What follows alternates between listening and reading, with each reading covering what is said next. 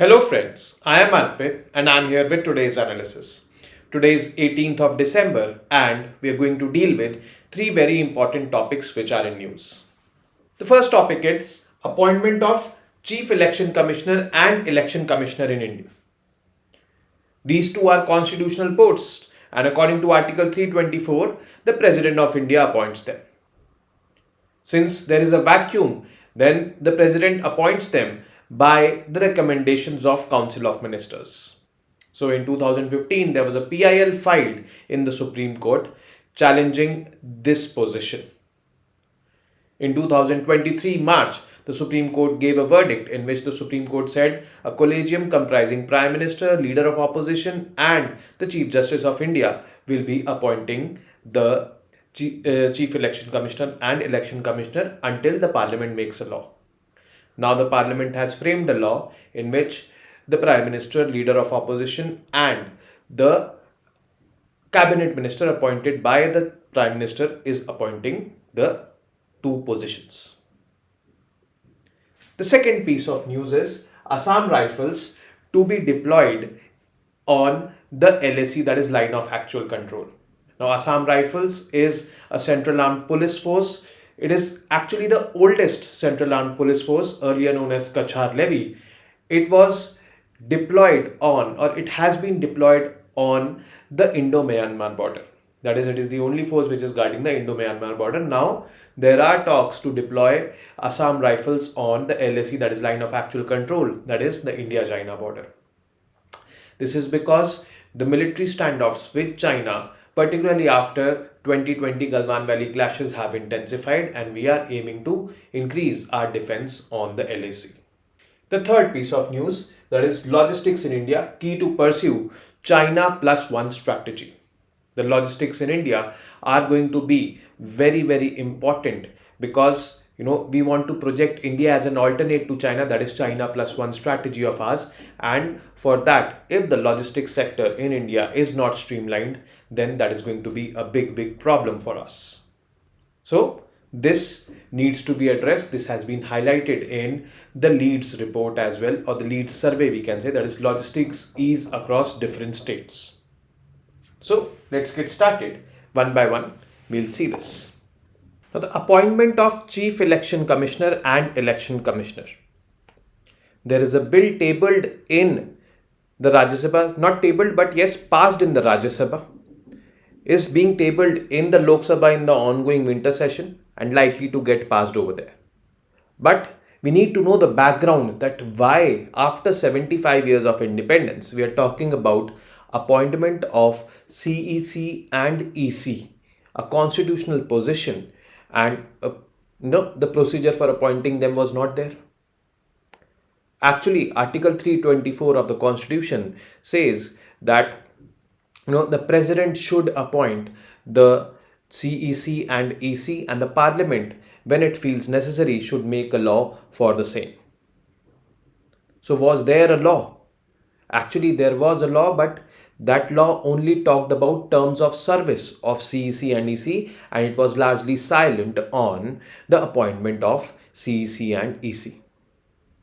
But since it was written that the President should appoint the CEC and EC, the President was appointing with the consent of the Council of Ministers.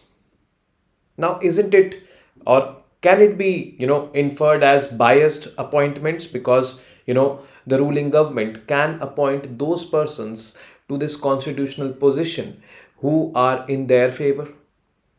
And that too, an institution like the Chief Election Commission of India. So that is something which was a big question, and to address this question, in 2015 a PIL was filed in the Supreme Court by a person named as Anup Baranwal. He pleaded for an independent collegium-like mechanism to appoint CEC and EC.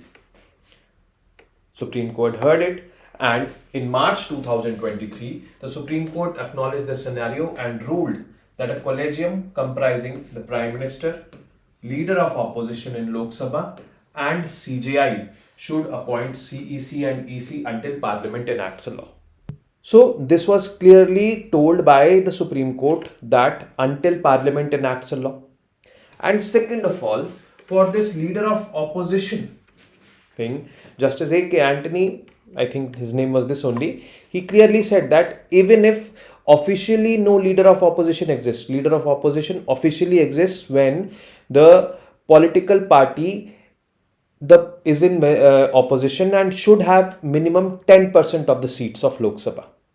Then only that position will be declared as leader of opposition. So the judges said that even if this position is not reached or this situation is not reached of 10%, then also the leader of the single largest opposition party should be considered as leader of opposition and should be part of this collegium to appoint the CEC and EC.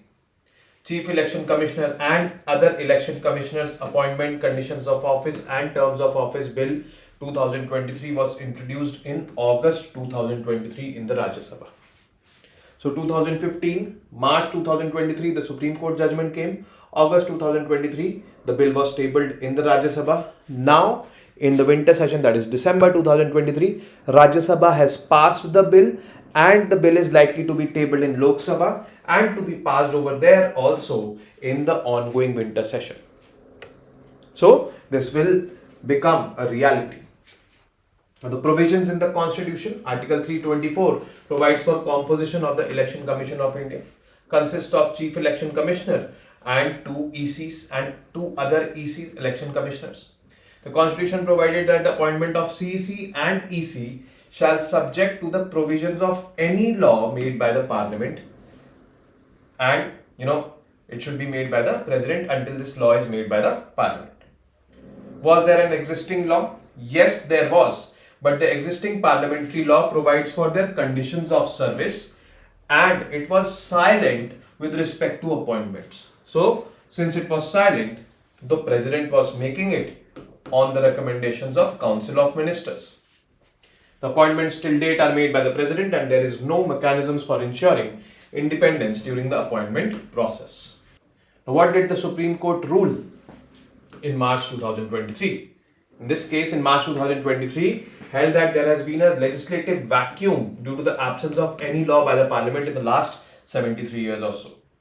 The independence of the ECI is essential for ensuring free and fair elections in the country. References used by the Supreme Court clearly said that like appointments to other bodies in the country which ensure independence or which ensure proper functioning of our democracy, like the National Human Rights Commission, the Central Bureau of Investigation, Information Commission, Lokpal, etc. The heads of all these committees or all these bodies or all these institutions are appointed by a collegium or a committee. So likewise, there should be a committee for appointing CEC and EC also. The Supreme Court also took into consideration the Dinesh Goswami committee recommendations, and these recommendations were tabled by this committee in 1990, and the Law Commission in its 255th report also talked about the appointment of CEC and EC. Now, according to both of these, that is Dinesh Goswami committee first of all and the Law Commission in its 255th report, suggested that CECs and ECs should be appointed by a committee comprising the Prime Minister, the Chief Justice of India and leader of opposition or the largest opposition party in the Lok Sabha. And exactly this is what the Supreme Court ruled, that the CEC and EC should be appointed by a collegium comprising these three. And Supreme Court simultaneously also said that this collegium will be there in place until the Parliament frames a law. And Parliament was ready with a law in August 2023. But there was a difference in the law which was tabled by the I would say government in the Parliament in Rajya Sabha. Difference means difference in the collegium as compared to this collegium. The difference was Prime Minister, leader of opposition or the largest opposition party in Lok Sabha. These two were the same. CJI was replaced by any cabinet minister chosen by the Prime Minister. Now, there was a big question of overlap of judiciary in the functions of executive. Judiciary also does not like, overlapping or interfering in its procedures. So here, executive is also not liking it. It seems like this. That is why instead of CGI, a union cabinet minister has been chosen.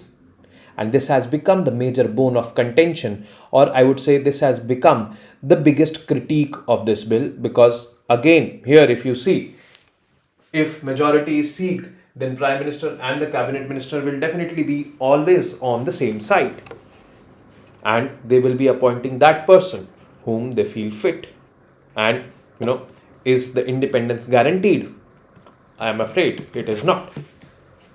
Then the bill also talks about a search committee headed by Cabinet Secretary with 2 other members, not below the rank of Secretary to the GOI, to prepare a panel of 5 members for the consideration of selection committee. Qualification: CEC and EC will be selected from amongst those members who are holding or have held the position of Secretary to the GOI, should be persons of integrity and having experience in the electoral process. These are the qualifications which are there. Now, key issues with the bill. The first is the selection process of election commission may be dominated by the government, which has implications for its independence. Another issue was the terms of office and salary of CEC and EC was being put at par with that of the cabinet secretary. But it was met with again fierce opposition. So here the government changed its stance. Earlier it was at par with the terms of office and salary and all of CEC and EC. They were at par with the judges of the Supreme Court. Now the government wanted to change it and bring it down to at par with cabinet secretary. This was met with opposition, and finally the government retained status quo, means the salary, terms of office and other things of CEC and EC are at par with judges of Supreme Court only. So this change has been accommodated by the government. Now some international practices in this domain. In South Africa, the president of the Constitutional Court, representatives of Human Rights Court and Gender Equality are involved in selecting the, I would say, head of this body which is responsible for conducting elections. In UK, the House of Commons, that is the lower house, approves the candidates. In USA, the appointment is done by the president and confirmed by the Senate. So that is basically the procedure in these 3 countries. Next piece of news, Assam Rifles to be deployed on LAC, that is line of actual control. Line of actual control is the boundary between India and China. And line of actual control since the past 3 years has been a theatre of, I would say, conflicts. China, with its expansionist tendencies, continues to create problems on this LAC. Basically, LAC can be divided into multiple sectors. First is the western sector, which is there in Ladakh region. Then is the central sector, which is there in Sikkim and all. And the third is the eastern sector, which is there in Arunachal Pradesh. So, in all these sectors of LAC, China continues to create a problem. Hence, India, strengthens its defense by deploying more and more, I would say, forces on LAC. And here, Assam Rifles, which is a force which was deployed, or which has been deployed in northeastern region to tackle insurgency. This is the force which is guarding the Indo-Myanmar border, and 2 battalions of these forces are also deployed in Jammu and Kashmir. So additionally, in all these roles, or additionally in addition to guarding the Indo-Myanmar border, Assam Rifles will also be deployed on the Indo-China border, that is LAC. So this is basically the news. The Assam Rifles is planning a critical operational change so that it can be deployed along the line of actual control. Basically, it will continue to perform its traditional counter-insurgency duties in the northeast and guarding the India-Myanmar border. Along with it, some cadres or some, I would say, personnel of LAC will be deployed on the LAC as well. Why is this shift? Over the last 3 years, military standoffs between India and China have increased in all the sectors of LAC.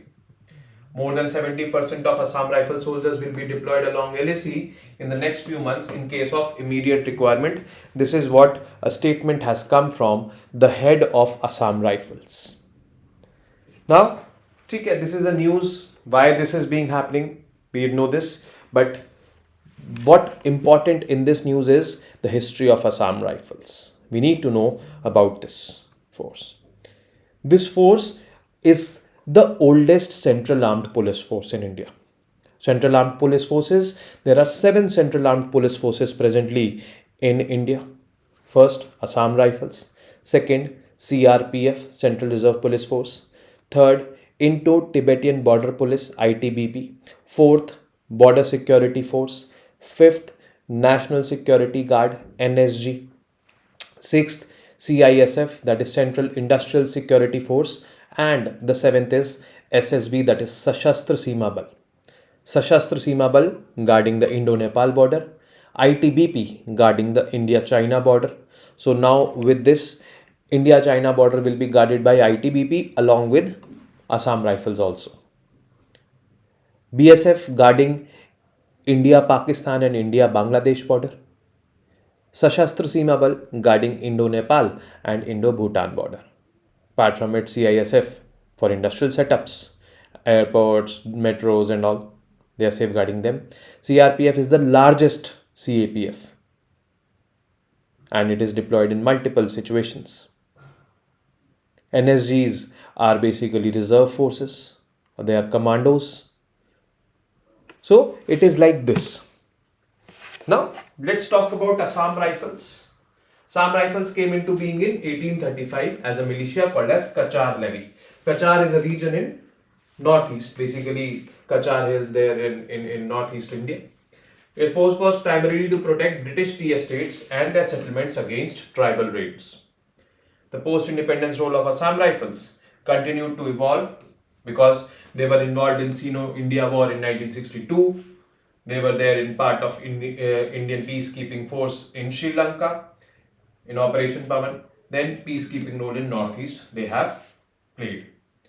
Today the force has 46 battalions. There were 17 battalions in the starting of our independent journey, but now it has 46 battalions with over 65,000 troops.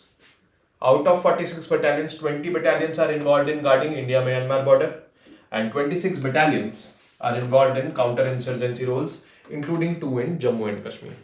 Now, out of these 26 which are not there on the Indo-Myanmar border, they will be deployed on the LAC.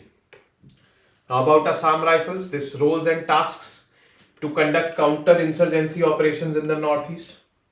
During peace and proxy war situations, ensure the security of Indo-Myanmar border. Since 2002, it is there. Now in 2002, there was a committee set up by the government of India after the Kargil war. And that committee recommended one border, one security force, means with respect to one country, meaning guarding the border of India with any country, there will be only one force guarding the entire border of that country. Like for example, I told you Indo-China, ITBP was there. But now we are talking about deploying Assam Rifles also over there.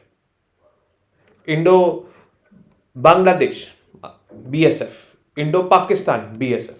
So entire India-Pakistan border from Jammu and Kashmir till Gujarat, BSF is there. So entire Indo-Nepal, SSB is there. So one border, one force. This was recommended by that committee in 2002, and after that recommendations only Assam Rifles has started to guard Indo-Myanmar border. Earlier Assam Rifles, before the recommendations of that committee, were involved in guarding Indo-China border as well in the Arunachal Pradesh region. Now they are back to business, it seems.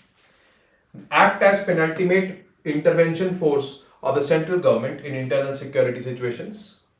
Then the humane, just and ever helpful approach of Assam Rifles have enabled them to earn this title, Friends of the Northeast. Assam Rifles Act 2006 gives it statutory status, powers, functions, roles, operations, etc. And finally, we have the third topic, that is logistics in India. key to pursue China plus one strategy. China plus one strategy simply is that, we are projecting India to be an alternate to China, that, alternate destination for production, for logistics. And if the logistics game in India is not maintained, then this is going to be problematic for India. Then we cannot, expect ourselves to be there as an alternate to China. Then competitors like Indonesia and Vietnam can take advantage of the situation. Now, the logistics scenario in India was recently highlighted in the Logistics Ease Across Different States survey. This is a survey which is released by Ministry of Industry recently, and this survey is being released since 2018. It takes into account infrastructure development, policy, hurdles, all these things. It is a perception-based index, and objectivity is also there in this index. So more than 7,300 inputs were taken, and let us know more about this LEADS. LEADS was conceived on the lines of Logistics Performance Index. This Logistics Performance Index is of the World Bank. In 2018 it started. Now this LPI, that is Logistics Performance Index, is entirely or relies entirely on perception-based surveys. Means it will ask the people, whatever the people have as perceptions, they will say, accordingly this will be framed. But LEADS incorporates both perception as well as objectivity. So this makes LEADS, I would say, kind of a better survey than Logistics Performance Index. Basically, the three key pillars of, I would say, LEADS: logistics infrastructure it takes into account, logistics services, and operating and regulatory environment with respect to logistics in the states. The key findings. Now here in this LEADS, states were divided into multiple categories like coastal group, landlocked group, like these. And there were three categories: achievers, fast movers, aspirers. So in the coastal group, achievers were Andhra Pradesh, Gujarat, Karnataka, Tamil Nadu, where Gujarat is, or the infrastructure, or I would say logistics scenario or the logistics game in Gujarat is extremely laudable. Fast movers, Kerala, Maharashtra. Aspirers, Goa, Odisha and West Bengal. Basically, if the coastal states, they are struggling, then that will be a major drawback for our imports and exports, because majority of international trade happens through the oceans. Landlocked groups, achievers are Haryana, Punjab, Telangana, Uttar Pradesh. Fast movers, Madhya Pradesh, Rajasthan, Uttarakhand. Aspirers, Bihar, Chhattisgarh, Himachal Pradesh, Jharkhand. No need to memorize actually, but yes, we need to know. Northeastern groups, achievers are Assam, Sikkim, Tripura. This is very, very important because we have the Act East policy in place, and for that we need good, I would say, development of the Northeast. Fast movers, Arunachal Pradesh, Nagaland. Aspirers, Manipur, Meghalaya, Mizoram. The UTs, achievers are Chandigarh and Delhi. The most advanced UTs these are. Fast movers, Andaman and Nicobar Islands, Lakshadweep, Puducherry. And aspirers, Daman and Diu, Dadra and Nagar Haveli, Jammu and Kashmir and Ladakh. So these are the findings of LEADS, but we need to improve on logistics if we want to be projected, or if we want to really be looked like an alternate to China. And there are other countries in the world like Indonesia, Vietnam, who are also in the race as alternates to China. Let's see who wins, and logistics is going to be the game changer over here. So this is it from my end in today's session. I will be meeting you now tomorrow with more such informative news pieces. Till then, you guys very well know what to do. Keep studying, keep reading, keep writing, and most importantly, keep revising. Namaste. Jai Hind.